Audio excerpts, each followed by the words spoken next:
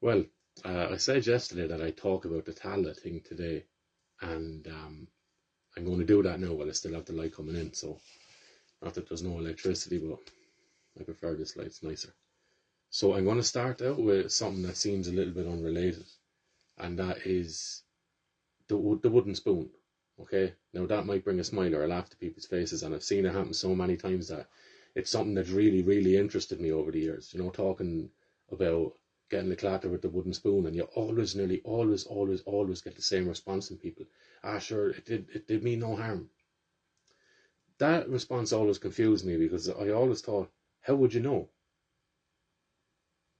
Like, what are you basing that on? The fact that you got a few slaps of a wooden spoon, now you laugh about it, and you think that it didn't do you any harm. What are you basing that belief off of? Are you basing it on the fact that the way you are and the way your life is around you and the relationships that you can sustain and have shows that there's no real dysfunction in you? Or are you basing it on the fact that you just don't think it did because you've been told it wouldn't? Because otherwise, how would you know? Because you can't live two parallel lives, one when you got the wooden spoon and one when you didn't, and then compare and contrast them. We don't get that luxury, we don't get that opportunity. So some things you just can't know how they affect you, or whether they didn't affect you at all. But I would respond to that by saying, if something didn't affect you in some way, positive or negative, you'd fail to remember it because it's insignificant, because it had no impact on you. Okay, so what's that got to do with Tallaght? I'll get into that in a while, but I just want to highlight another thing.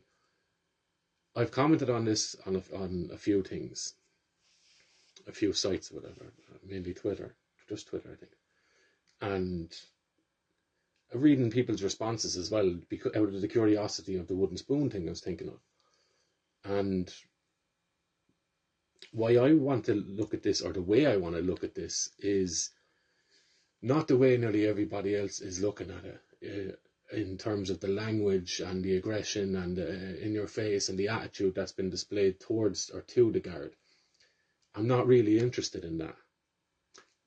And people seem to assume because I'm talking of a different point that I'm justifying the other thing by not highlighting that. I don't know whether people actually think that, or whether they're just trying to move the light onto what they want to talk about, or what they see as the problem. I'm not sure, but either way, it's an interesting one, because it's very rare you get people that will take someone else's point and be able to peer through that perspective. And I know online, a lot of the time you're at nothing, but anyway, the point on that, and I'm reading a few notes because I get sidetracked into other things otherwise. That's just the way I am. When I start talking, I tend to talk so I can think. So sometimes the thoughts run away with the thinking, or the talking, whatever the case is. But anyway, yeah. So the lens I want to look at it through is not through what the guard had to listen to from your man. It's what happened prior to that. And also from the lens of the perspective that people automatically seem to have of what the Gardaí are, or the office, or the name, or the spirit, or whatever it is. I'll get to that in a minute, though. So, first, we get to Tallaght. The start of the video looks to show the guard putting her hands on a woman and trying to move her physically. The girl or the woman is trying to go this way. The guard grabs her, puts her hands on her, and tries to maneuver her off the other way. So she tries to stop and redirect the intentions of the woman. So let me just, this is from the Irish Statute book online as well, so you can go and look at it yourself. It's not me making it up. Okay, my opinion on this is irrelevant, or what I deem to be morally good or morally wrong is irrelevant. I'm not talking about that here. This is the law, okay, or the definition of what breaking the law is in what regard. So in this regard, we have assault, and quote, a person shall be guilty of the offence of assault who, without lawful excuse, intentionally or recklessly, a. directly or indirectly applies force to or causes an impact on the body of another, or B, causes another to believe on reasonable grounds that he or she is likely immediately to be subjected to any such force or impact without the consent of the other. Okay, so force. The guard showed or executed or exerted enough force on the woman to redirect her. Maybe with a little bit of passivity on the woman's part too, but she was able to manipulate her body and change the direction of her movement. Okay, so that's technically an assault without the woman's consent. That's technically an assault. Okay, so the video starts out with what looks like the guard breaking the law, and then we get to the woman comes back and the man is there in the camera, the man who's recorded this initial interaction, and he starts mounting. Okay, he starts mounting, starts calling her names, starts abusing her verbally, if you want to call it that, whatever the case. He goes at it, right? So the man calls the guard names. Then you see the Garda appearing to make a physical move towards the man, okay? And it shakes, whatever it is, it seems to shake the man's phone. And this implies that physical contact was made. Again, from the Garda to a person. She intended to move in his direction in such a way that it caused him to nearly drop his phone. Okay, he didn't drop his phone. He didn't break anything. Nothing was damaged. Nobody was injured per se, right? But that's the second time that this guard has decided to put hands on somebody. Now you can make the argument, but sure, she done that because of the abuse she was taking. Okay, why not arrest him then? If what he was doing right then and there was breaking the law, why didn't she arrest him? Okay, so following this, the man then, with his phone, tries to speak to the colleague of the band guard, or the female guard, and says, look what she just done. Now at this, the male guard does this. He literally looks the other way. He literally moves his eyes away from what it looks like he was just looking at. As soon as the man says, look what she just did, the guard literally does this and looks the opposite way. You can go and watch the video yourself. It's really, really, really interesting, okay? To me, and I hope people stay with this as well, because there's a greater point I'm getting to. So, it looks like the female guard is after committing two crimes. Whether the man has or not is irrelevant. Whether the man has committed a crime with his use of words and language and aggression, whatever the case is, I'm not talking about that today. Okay? I am trying desperately to pull people's attention and bifurcate it so it can actually look at two things at once. You know, there's a context that these events are unfolding within, and I'm trying to get people to be able to look at both of them. Okay, so we can deal with the man another day. You know, would I use language like that when speaking to somebody under the same conditions that I think I've seen him in? From what I know of what I've seen, limited as that is, probably not. Probably not. If somebody was in my face like that, mounting at me and calling me similar names or whatever, would it bother me? If I had the option, I'd move away. If I knew within my power that it was totally against the law and I had the power to arrest somebody for that, she could have done that. Would I have done that? Who knows? Again, we can't live the parallel lives. So we come back to this. So when an alleged committing of a crime is after been pointed out to the female guard's colleague, he literally looks away, as I said. Okay, so I've been written. This attitude seems to come so naturally to the second guard that he could not stop himself from reacting this way, knowing that he was being recorded.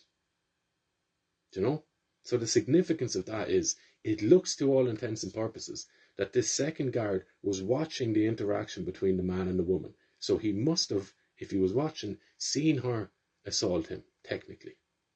Once the civilian, the man with the camera, points this out, she just committed a crime, you were seeing that, the guard literally goes, bang, seen nothing.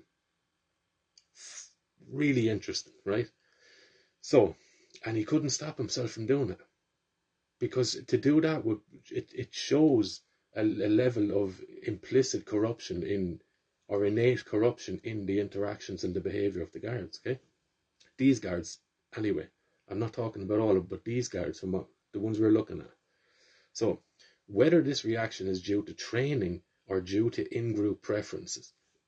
So, because I'm part of the guards, I show a preferential treatment, or I give a preferential treatment to my buddies, my friends, okay? So, yeah, whether this is due to training or due to in-group preference, this should raise a serious concern for people, because what you're looking at is the recording of the committing of a crime, okay? If we say that she did commit a crime and assault a man, the committing of a crime by a guard, 2 crimes if you count in the previous one. So, one with the phone, we'll just go with that one. The committing of a crime by a guard, followed by another guard literally looking the other way when it looks like he's seen exactly what happened. Recorded on video. This is what you're looking at. You're looking at the people who are supposed to uphold law and justice and be the most stellar of individuals, as you would hope, in our society. And you've just seen this being recorded, the looking the other way, turning a blind eye, as they say, okay? And people aren't concerned about that. This woman put her hands on people twice with no consent. So, as far as my understanding is, I didn't see what happened prior to the video recording, but either way, it looks like she committed 2 crimes, okay? 2 instances of assault on 2 separate people in a matter of minutes. Like, for somebody who should know the law. So either she doesn't know the law and she was unaware that what she was doing was committing assault, in which case she should not be out working with people around the streets or in the office. She should be reading and learning and reapply maybe. Or 2, she understands completely what she was doing, in which case she has absolutely no problem doing that, even when there's a camera recording her in her face. You know? Or 3, she doesn't want to be doing that, but her emotions got the better of her and she couldn't contain them, in which case she should be back in the office. You know? If not further home for herself. So either way, it's not good. Not good. And what people are hung up on is the words that the man was using. They will watch that video and they will come to a completely different understanding, a one-sided understanding of what they're just after watching. And that sure didn't he deserve it. That'd be the response to it. He should have been arrested, he should have been battered, he should have been locked up, as blah, blah, blah. Hang on. Maybe he committed a crime. But we have on camera that she did. You know? So, if all sides wish to be pleased, like both people committed crimes here. And I think that's why you've seen that he wasn't arrested.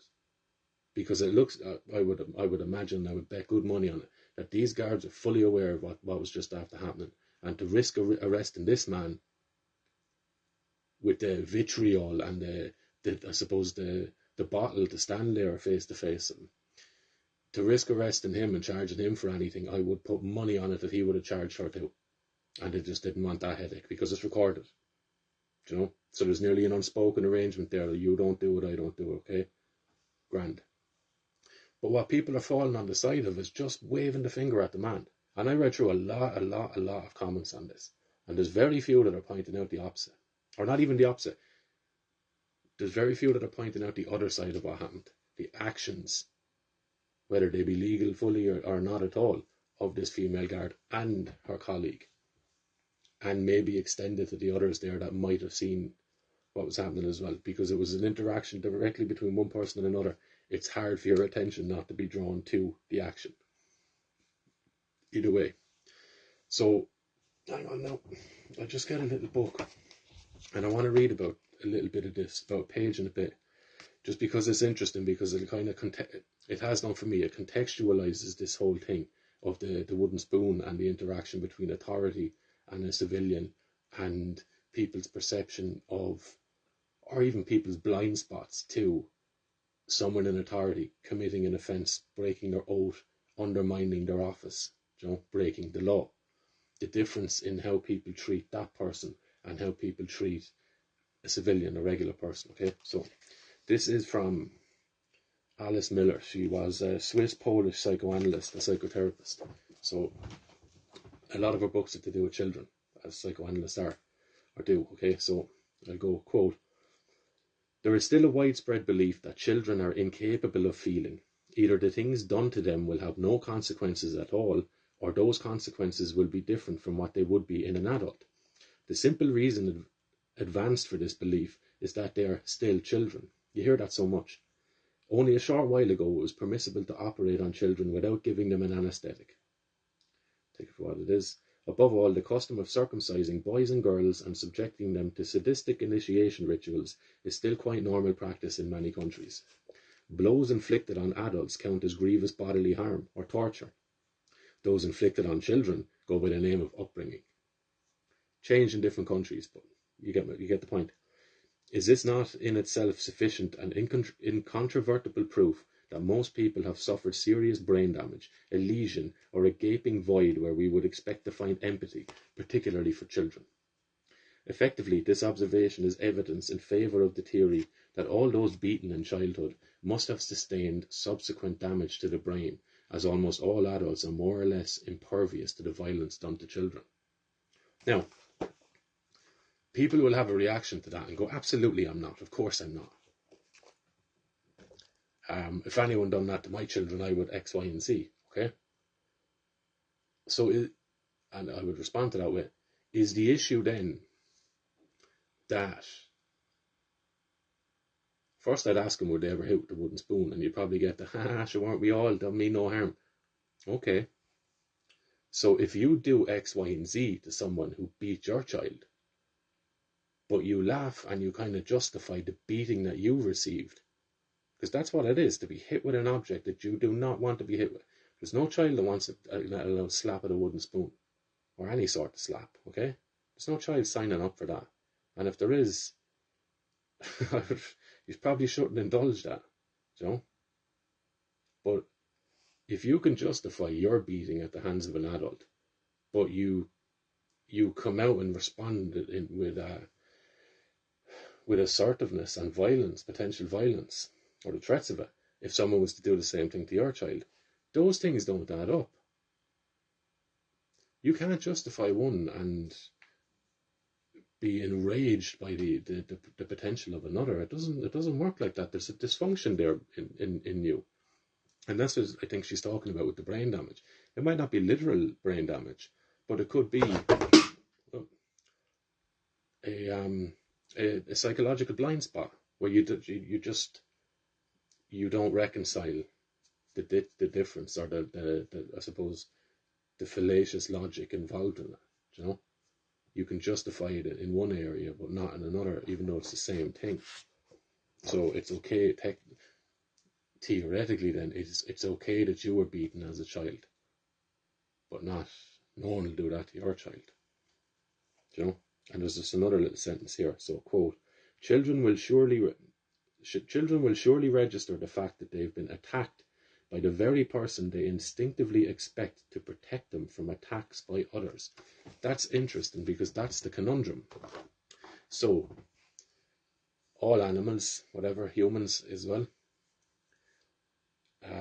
probably not lizards, okay, because they're cold-blooded and they seem to not care about their offspring, but we don't know if the offspring cares about the mother either, but either way. So children, humans, we instinctively, if we're scared, we're hurt, we're hungry, we will run to our mothers. Or if we're not running, we will move towards our mothers. If we're just suckling, we move towards for nourishment, okay? So, mam is the wellspring of life, without which I perish, okay? As a baby, because it's just purely instinctual, life or death. Mam, no mam. Okay, so, and as we grow, like that development and that habitual way of looking at mam and feeling about mam grows and grows and grows till it becomes just total. You don't even think about the fact that you think this way about your mam, okay, or mam.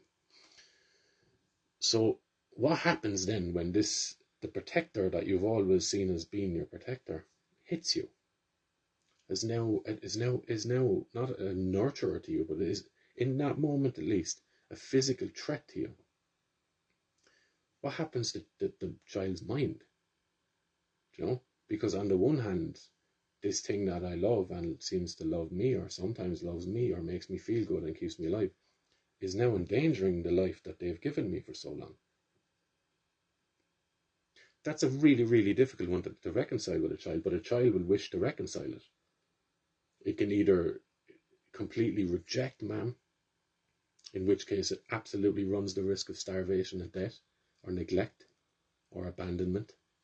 Things that children absolutely will, it's not their first choice, okay? Or they can do what's called identifying with the object of your hate, or the object of your fear. And what I mean by that, or what is meant by that, is you will accept maybe the justification that comes from mom or dad, whatever, about being hit and about being scared and beaten. It's for your own good, okay? So in order to still not in order to not feel like mom is going to totally put us out and reject us, after all, she just beat us and was angry with us, she might as well just throw us away as well next, who knows? So we will begin to see the world and ourselves through the eyes of mom or dad or whoever's doing the beating. So we will start to internalize the idea that, and again, parents are absolute authorities over children. They absolutely have the first and final say over whether that child lives or dies, or how well that child grows, develops, learns. Nearly every single facet of a child is in the hands of the adults around them. And in most cases, it's the parents, one or two, okay?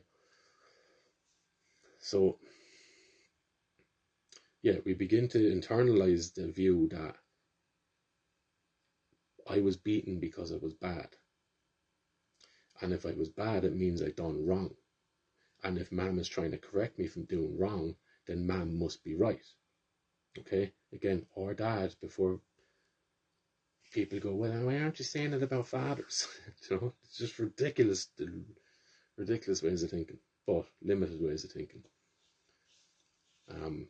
So yeah, we internalize that. I must be bad in order for me to stop being bad. I was beaten. In order to beat me, mom must want me to stop being bad, and therefore she must be good. Okay? So just entertain it. Even if you go, kids don't think like that. Fine. But just entertain this when they get on to the next point. So what happens is we see authority, mom or dad, as being able to wield what might look like unjustified violence against us. And not only can they do that to us, we will justify it for them after some time if we internalize the perspective of the abuser. Okay? This is what happens. You hear this so much when you talk to people about the abuse their parents done to them, but they'll still explain how their parents are great people and they always done what was best for me. The same rehashed couple of talking points or sentences or responses, okay? So you internalize that, you begin to see authority as having rights over you that you will never have over it, because you can't hit mom or dad. God help you if you do, okay? You know that. You might not ever try it, but you might try it too, and you might pay the consequence of it. So you discover authority, just yield to it, because if you don't, you'll be beaten and possibly rejected by it, okay? So what I imagine what we're seeing is a significant amount of people who were given the wooden spoon treatment, whose parents scared them in some moments, probably at a greater or lesser or greater frequency than others. There's so many, I can't even think of the word, but there's so many things involved in this, okay, that it's not just a case of if you were hidden with the wooden spoon, then you will do this, you know. There's so many variables, is the word I was looking for. There's so many variables to this, why people turn out a certain way and why they don't. And in the end, we can't know, okay? Parallel lives, again, we don't live that way, so we can't really know. We can kind of examine things and see if this makes a little bit of sense. All I'm doing here is asking you to try on this perspective. Reject it all you want, but at least try it on and try and understand it first. See the world this way first before you go, I don't want that to do with it. That's fine. Your conclusion on it is fine. But the practice of being able to adopt a different perspective, that is so badly needed in people now. So this is why I'm talking about this. So you see authority as godlike, has total powers over me that I will never have over it. Then when you grow up, there's a part of you that retains, you understand it as well, like the little buzz you get Christmas. You know, you feel like a child again, or on a some theme park, feeling your body being completely out of control on some sort of ride or something. Okay, so you get that. The feeling of regressing for a few minutes into childhood, feeling like you were a child again. It's lovely. It's hopefully it's frequent enough for people, but it's nice. Okay, so we know it happens in positive ways. It can also happen in negative ways. So when you grow up, if you've adopted that perspective and that mentality and that way of looking at yourself as less than those who assert physical dominance or emotional dominance over you, you become passive, weak, self-defeating. And if you're confronted by authority again, what tends to happen is you'll slide back into the I don't want mommy to get too angry with me and leave me role. Okay? And you'll go into, if you're vulnerable or if you're the victim of the abuse of someone in authority, you will justify it. And if you see someone in authority doing the same thing to someone else, you tend to also justify it as well.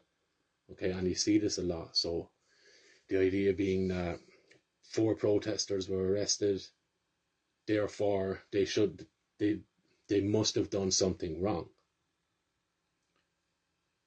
One doesn't follow the other there. Like, there's questions to be asked before you can jump to that, because what's involved in that is an automatic assumption that every single thing all members of the guards do is 100% justified at all times. That's not the case. Okay, and I'll give an example of that. One of the examples I have is from Clonmel as well. So a 14-year-old boy was arrested, detained, and found dead in the cell the next morning. Okay, he was arrested with 2 friends. Those 2 friends reported speaking to this young fella, Brian is his name, and Brian told them that I was after getting a hiding too. This young fella was found dead in the cell or in a coma in the cell the next morning. Okay, the 2 boys were brought out to try and resuscitate him, and the guards were telling these boys he took ecstasy. Tell me he took ecstasy.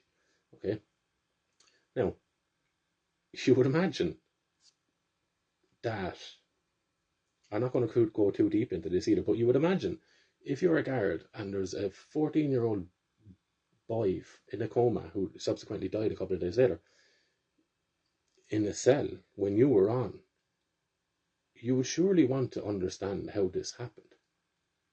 Okay, and exactly minute by minute what happened in that cell.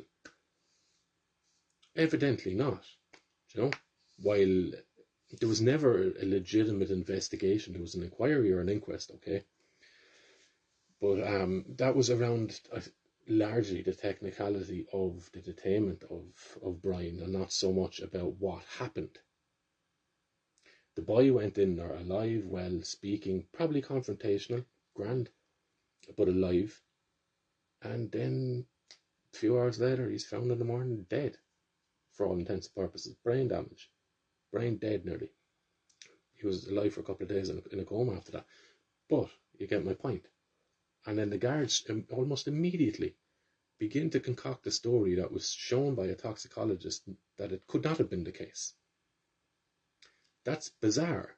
That's almost the same nearly instinctual reaction to something that you think is negative, as I was speaking about earlier, when the man turned a blind eye. That's what I'm talking about. Okay? And I remember at the time as well, even people giving me the reaction, Shawan, he was a bold young fella anyway. What? I remember having to walk away from a couple of people when they said that to me. Grown-ups, adults. I was 14 at the time. My friend had just been murdered from my perspective. And the response you get from some people is, sure, he was a bold boy anyway, wasn't he? That baffled me. So, a 14-year-old is arrested because he's bold. Grand. He then seems like he's been beaten to death inside in a cell. But that's okay because of the bold thing he did. That blew my mind. And I've always, even prior to that, I think that cemented it, but I've held that perspective and this curiosity about people's reactions to other human beings that just happen to wear a different uniform to them, or wear a uniform when the first person doesn't. Okay, so that's my point on the wooden spoon thing. Have we become so brainwashed by those who have abused us that we can no longer see abuse when it happens from those that we perceive to be in a position of authority over us? Because if we have, that makes absolute sense as to why we are in this rotten state that we are in Ireland at the moment. It certainly goes a bit of the way towards explaining it. I'm not saying I have the total final answer. I'm just saying we seriously need to start looking at alternative perspectives on events when they're happening. We need to drop this idea that all beings or all human beings, when they're in a certain job, are totally infallible, and that any rottenness that comes from them human beings and is put onto other people, it must be the other person's fault. You know, it's relentless, it's disgusting to me, and it is the total attitude of the beaten, the broken, the abused, and the slave, who will justify any rotten action that's done to them because of how they see the other person. So that's my wooden spoon to Tallaght story, and I hope it is interesting to people. I think it's certainly interesting to me, obviously, otherwise I wouldn't be rabbiting on about it for half an hour. But give me what you think about this. Do we turn a blind eye to people that abuse others strictly because of the position we think that they're in? You know? Or here's another one to contemplate. Do we really care about what is legal or what is lawful, or do we not? Do we all go around with our own subjective or familial morality and perception of what justice is, and once someone steps out of what we perceive to be the good, no matter what happens to them, we don't care because they've been bad? Do we really go around like that? Or do we actually hold that there is a legitimate justice and lawful way of living, and it should apply to every single person, particularly if you're going to separate out differences in severity of punishments depending on people's stature and depending on people's office in the world? Then it should apply even more to those that are in positions of authority. If you're caught messing with your office or using your power or using your office in a corrupt or in a sneaky way or in a bad way, you should be punished more for that crime or whatever the crime is than a civilian. I think so. Makes sense. I can certainly hear the arguments for it, and I'll certainly give an argument for it, but I leave that for you to decide on and to think on, you know. But to think on, don't even decide on it yet, just think on it for a week or two, you know. Do I turn a blind eye to people that abuse others strictly because they have a uniform on? And if so, why? You know. So, and also listen now for the kind of cliche responses to the wooden spoon stories. Go ask someone about the wooden spoon story. Like, guarantee you'll get this. It didn't do me any harm. Guarantee you, if you haven't done it already, go and do it. And I guarantee you'll get a similar response to that. And then come back and tell me about it.